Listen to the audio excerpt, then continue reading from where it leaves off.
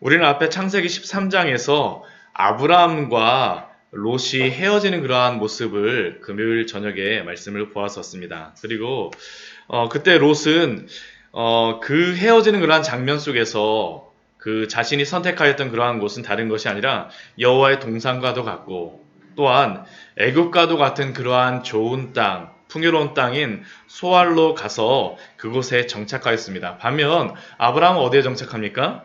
하나님의 약속을 믿고 헤브론 땅에 정착을 거주하게 되었습니다.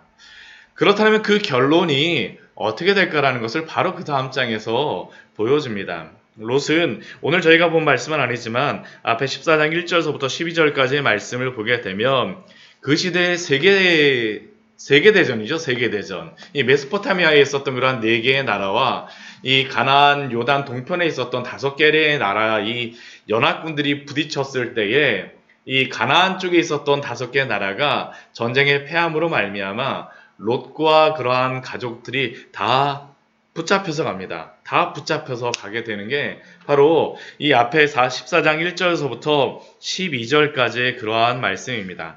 하나님의 언약을 떠나서 아브라함을 떠났던 세상을 찾아갔던 롯의 비참한 신세입니다. 그렇다면 이렇게 붙잡혀간 롯에게 아브라함은 어떻게 할 것인가? 그냥 가만히 있을 것인가? 그렇지 않죠. 오늘 말씀을 보게 되면 도망한 자가 와서 아브라함에게 이 상황을 알려줍니다. 아브라함에게 이 상황, 자신의 조카가 붙잡혀갔다라는 것을 알려주러 오죠.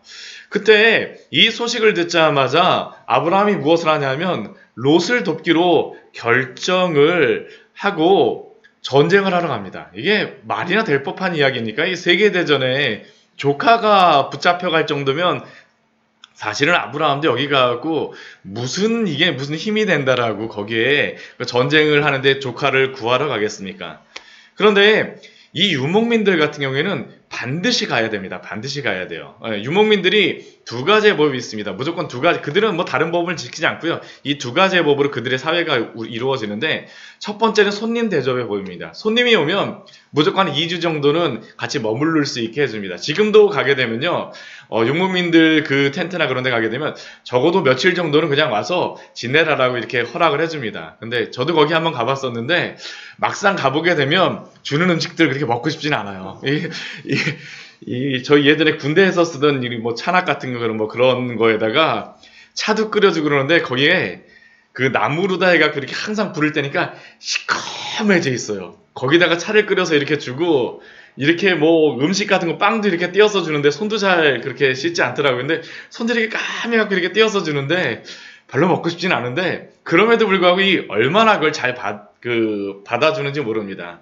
그 사람들에게 이렇게 왔을 때 손님 대접하는 그런 법이 있고요. 또 한 가지는 뭐냐면 기업 물음의 법이 있습니다. 기업 물음의 법. 이게 사실은 굉장히 중요한 건데 이 유목민들의 사회가 이 곳곳에 떨어져 있고 그러다 보니까 이 손님 대접을 할 수밖에 없는 게 광야라든가 사막을 지내다가 언제 자기가 길을 잃을지 모르고 언제 위험을 빠질지 모르니까 그러니까 손님 대접을 하고 또 한 가지는 지금 멀리 떨어져 있고 그런데 무슨 문제만 생겼다 그러면 친척된 누구 문제만 생겼다 그러면 무조건 가서 도와줘야 됩니다. 이게 기업 물음의 법이에요.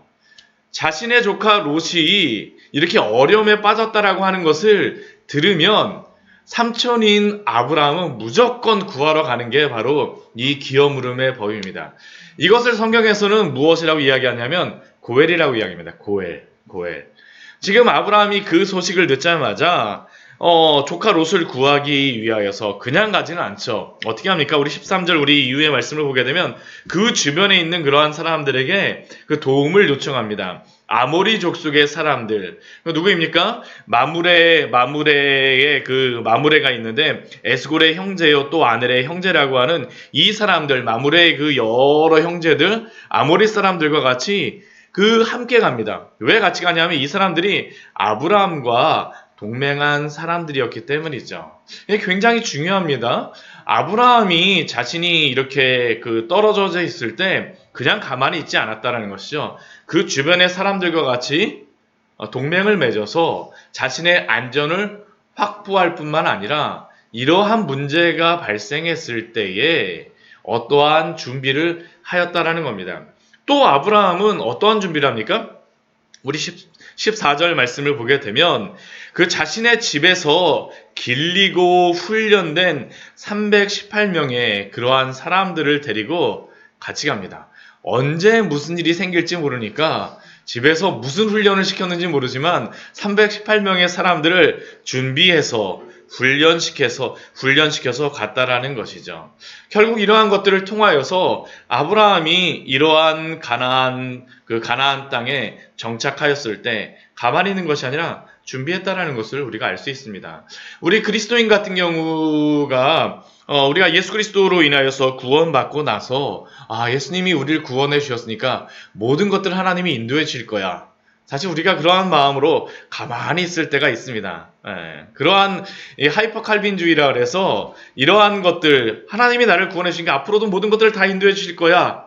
물론 참 믿음이 있는 것처럼 보이지만 그러나 그것만으로 끝나면 안 됩니다. 믿는 자에게는 항상 그 다음에 따르는 순종과 그러한 삶의 거룩함이 있어야 됩니다. 아브라함이 바로 그랬었죠. 준비하는 사람, 자신의 삶에서 열심히 살아가는 사람이 바로 아브라함이었습니다. 그리고 아브라함은 이 전쟁을 할 때에도 그냥 가는 것이 아니라 준비가 있었습니다. 작전의 준비가 있었어요.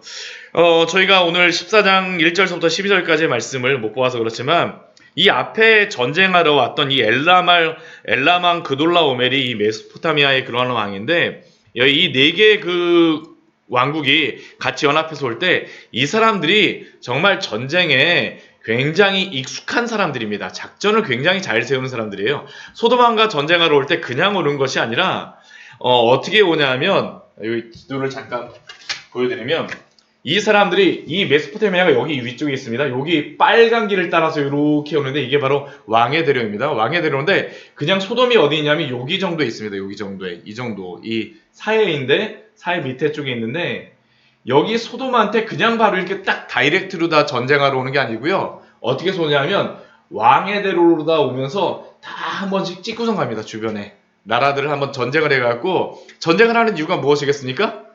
네. 소돔의 그러한 연합군들을 다 쳐부수는 거예요. 각계 전투를 하는 겁니다.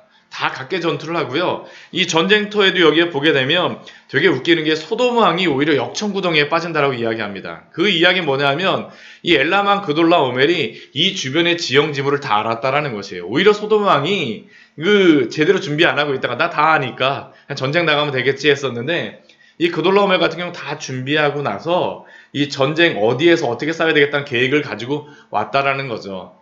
이러한 사람인데 이러한 전쟁에 능숙한 사람을 아브라함이 가서 전쟁을 하는 겁니다. 어떻게 합니까? 단까지 쫓아갑니다. 14절 말씀 보면 단까지 쫓아갔다라고 이야기합니다. 단은 가나안 땅의 가장 끝에 쪽이에요. 성경에 보면 단에서부터 부엘세바가 우리나라로 치면 백두부터 한라까지의 그러한 느낌인데 단이 가장 북쪽에 있는 땅인데 이 단이 어떤 곳이냐면 굉장히 좋은 땅이에요. 그냥 좋은 땅이 아니라 물이 굉장히 많습니다. 이스라엘은 물만 나오면 다 국립공원인데요. 단에 가게 되면 이스라엘 선교사님이나 목사님들 뭐 그런 분들이 한국에 향수병이 생기면 가는 곳이 바로 단이에요.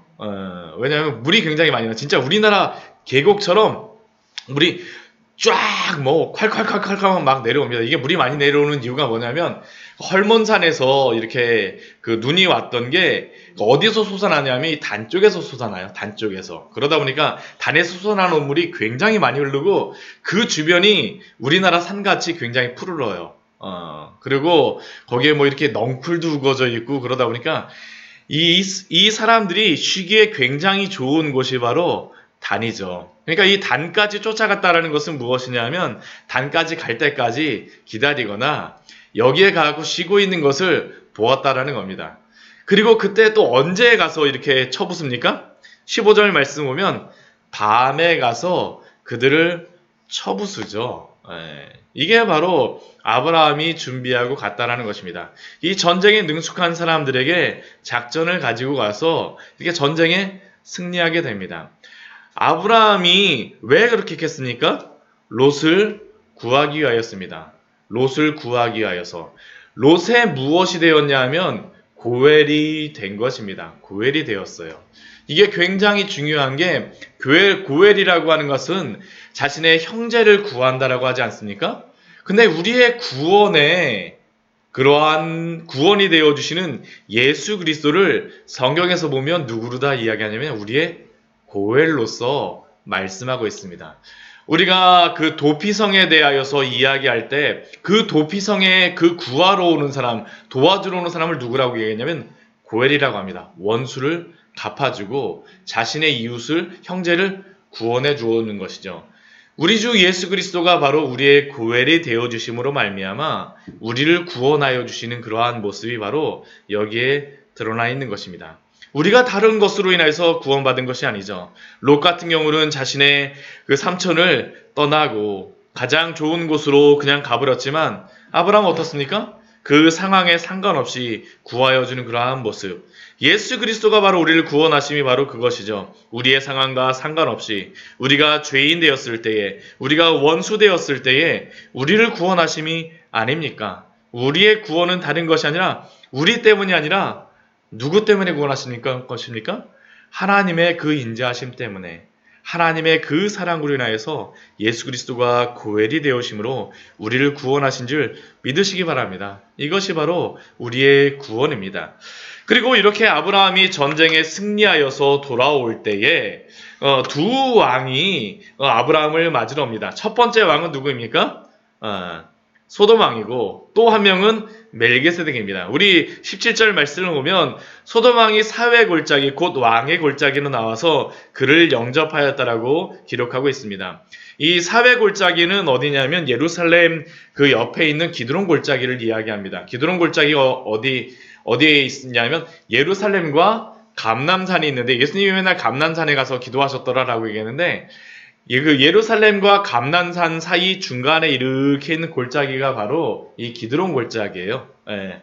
그곳에 가서 그곳에서 지금 소돔 왕이 아브라함을 영접하였었죠. 또 누가 나왔었냐면 살렘 왕 멜기세덱이 아브라함을 영접하기 위하여서 나왔습니다. 근데 18절에서부터 20절까지의 말씀을 보면 먼저 살렘 왕 멜기세덱이 아브라함을 어떻게 영접하였는지를 우리에게 알려주겠죠. 무엇을 가지고 아브라함에게 나옵니까? 떡과 포도주를 준비해서 아브라함을 맞이하기 위해서 나옵니다. 그런데 그 살렘 왕 멜기세덱을 설명할 때 그를 누구라고 설명하냐 하면 지극히 높으신 하나님의 제사장이라고 우리에게 설명하고 있습니다. 이게 굉장히 중요한 게 무엇이냐 하면 이 살렘 왕 멜기세덱이라는 이름 자체가 굉장히 의미가 있습니다. 이 살렘이라는 의미는 무엇이냐 하면 우리가 샬롬 하고선 이렇게 인사하잖아요. 샬롬. 이게 바로 살렘입니다. 그리고 이 지역을 예루살렘이라고 생각을 합니다. 이 살렘 왕이라는 것은 결국 평화의 왕, 평화의 그러한 도시에 살고 있는 그러한 왕. 또 멜기세덱은 무엇입니까? 멜레크가 이게 왕이라는 의미고 ጼ덱이라는 것이 의라는 의미인데 의의 왕이 바로 멜기세덱입니다. 평화의 도시에 의의 왕이 떡과 포도주를 가지고 아브라함을 영접하기 위하여서 나왔습니다. 그는 지극히 높으신 하나님의 제사장이었죠. 그리고 그가 아브라함을 축복합니다. 무엇이라고 축복을 합니까?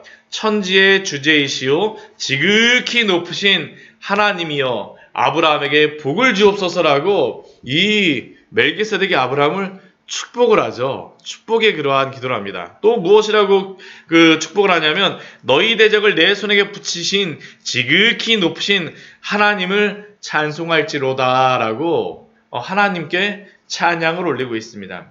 성경에 보게 되면 이 살렘 왕 멜기세덱이 두 군데에 나와 있습니다. 어디에 나와 있냐면 시편 110편 말씀에 나와 있고요. 또 하나는 히브리서 말씀에 나와 있습니다. 시편 110편 말씀에서는 이렇게 기록하고 있습니다. 우리 시편 110편을 한번 잠깐 찾아보도록 할까요?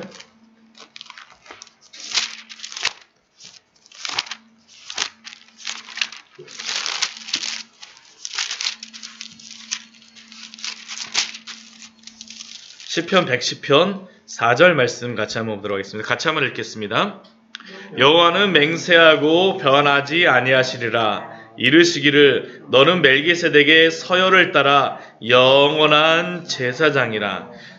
하셨도다. 이 멜기세덱을 시편 110편 말씀에서 누구라고 말씀하고 있습니까?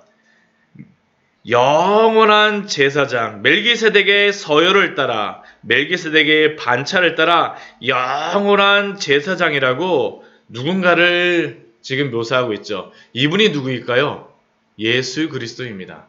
히브리서 5장과 히브리서 7장 말씀에 보게 되면 예수 그리스도를 멜기세덱의 반차를 따른 그러한 왕으로서, 제사장으로서 히브리서 말씀에서는 기록하고 있습니다. 결국 멜기세덱이 이 아브라함을 축복한 것은 그 무엇을 의미하는 거냐면, 히브리서 말씀에 보게 되면 무엇으로 우리에게 설명을 하고 있냐면 축복을 하는 사람이 축복을 받는 사람보다 어떠한 사람입니까? 더 높고 축복을 해줄 수 있는 위치에 있는 사람이라고 생각을 하죠. 그렇다니까 이것이 무엇을 의미하냐면, 예수 그리스도가 멜기세덱의 반차를 따랐다는 것이 무엇이냐 하면, 이 레위 지파 같은 경우가 제사장인데, 레위 지파 제사장인 이 제사장들은 누구에게서 나왔냐면 아브라함에게서 나왔지만, 멜기세덱 같은 경우는 아브라함에게서 나온 제사장이 아니라는 것입니다. 예수 그리스도를 멜기세덱의 반차를 따랐다라고 말씀하는 이유는 무엇이냐면, 아브라함에게서 나온 것이 아니라 누구로부터 나왔다라는 것일까요? 지극히 높으신 하나님의 제사장으로서 예수 그리스도가 오셨다라는 것을 히브리서 말씀에서는 우리에게 말씀하고 있죠. 그리고 또 이 오늘 18절 말씀에 보게 되면 멜기세덱이 무엇을 준비하고 아브라함을 맞이합니까? 떡과 포도주를 가지고 아브라함을 맞이합니다. 우리가 교회에서 떡과 포도주를 사용할 때가 있죠. 언제입니까? 성찬식 때죠. 성찬식 때. 성찬식의 그러한 의미가 무엇입니까? 예수 그리스도의 살과 피, 예수 그리스도가 십자가의 죽으심으로 말미암아 살이 찢기시고 피를 흘리심을 드러내는 것이라면, 이 멜기세덱이 떡과 포도주를 가지고 아브라함을 맞아 주었다라는 것은 바로 예수 그리스도가 바로 우리의 십자가에서 구원하여 주심을 드러내는 그러한 것입니다. 그래서 이 멜기세덱은 바로 아브라함을 축복하는 자들로서, 축복하는 그러한 예수 그리스도에 대한 예표로서 또한 아브라함을 맞아주고 있습니다. 그러자 아브라함이 멜기세덱에 무엇을 드립니까? 10분의 1, 11조를 아브라함이 멜기세덱에게 준다라는 것을 우리가 볼 수가 있죠. 우리 11조에 관련해서 우리 이런 분들 계세요? 11조가 레위기 말씀에서만 나오는구나, 성경에서 별로 나오지 않는구나. 그렇지 않습니다. 우리 창세기 말씀에서 11조가 나온다는 것은 무엇이냐면 창조서부터 11조를 계속 드렸다는 것입니다. 창조의 법이라는 것을 우리에게 논증하고 있는 게 바로 이 말씀입니다. 그래서 이 11조 같은 경우는 또 굉장히 여기에서 우리에게 알려주는 것이 창조의 법으로서 하나님이 주신 것이라는 것이죠. 또 다른 왕이 아브라함을 맞으러 옵니다. 또 그 왕이 누구입니까? 우리 21절 말씀해 보게 되면 소돔 왕이 아브라함을 맞이하고 있습니다. 그런데 이 소돔 왕 같은 경우는 아브라함을 맞을 때 우리 21절 말씀을 보면 무엇이라고 했냐면, 사람은 내게 보내고 물품은 내가 가지라. 근데 우리는 소돔 왕이 뭐 이렇게 선심 쓰는 것 같다라고 생각을 하지만 그렇지 않습니다. 지금 전쟁에서 승리해서 가져올 때 전쟁에 승리한 사람이 그 모든 전리품들을 누가 가질까요? 전쟁에 승리한 사람입니다. 이 전리품은 누굴 걸까요? 아브라함 겁니다. 근데 소돔 왕은 지금 뭐라고 얘기해요? 사람은 내게 보내고 물품은 내가 가지라. 왜 이러한 말을 하겠습니까? 소돔 왕이 자신의 소돔의 나라가 전쟁에 패함으로 말미암아 빼앗겼는데 이것이 누구 거라는 것이에요. 예전에 내 거였어. 가져와. 근데 이것에 대해서 아브라함의 그러한 반응이 무엇입니까? 내가 너에게 이러한 것으로 인해서 23절 말씀 보면 아브라함이 이렇게 고백하죠. 내 말이 내가 아브라함으로 치부하게 하였다 할까 하여 내게 속한 것은 실 하나라도 들매끈 한 가닥이라도 내가 가지지 아니하리라. 이 말의 의미가 무엇이겠습니까? 아브라함이 부자가 된 것이 누구 때문이라고 소돔 왕이 나중에 가서 이야기한다는 거예요. 나 때문이야. 근데 아브라함은 이 말을 듣기 싫습니다. 왜 그렇겠습니까? 아브라함이 지금 부자입니까? 부자가 아닙니까? 부자예요. 아브라함이 부자가 된 이유는 무엇 때문입니까? 하나님 때문이에요. 누구로부터 얻었죠? 네, 애굽 왕 바로로부터 얻었어요. 아브라함이 부자가 되고 아브라함이 살아가고 아브라함이 이렇게 잘 지내는 이유는 누구 때문입니까? 하나님 때문인데 지금 소돔 왕이 나 때문이라는 것을 아브라함이 듣기 싫었기 때문이죠. 아브라함이 다른 게 아니에요. 하나님의 영광을 가리지 않기 위하여서 지금 이렇게 말하고 있는 것입니다. 그리고 여기에는 또한 중요한 것이 한 가지가 있죠.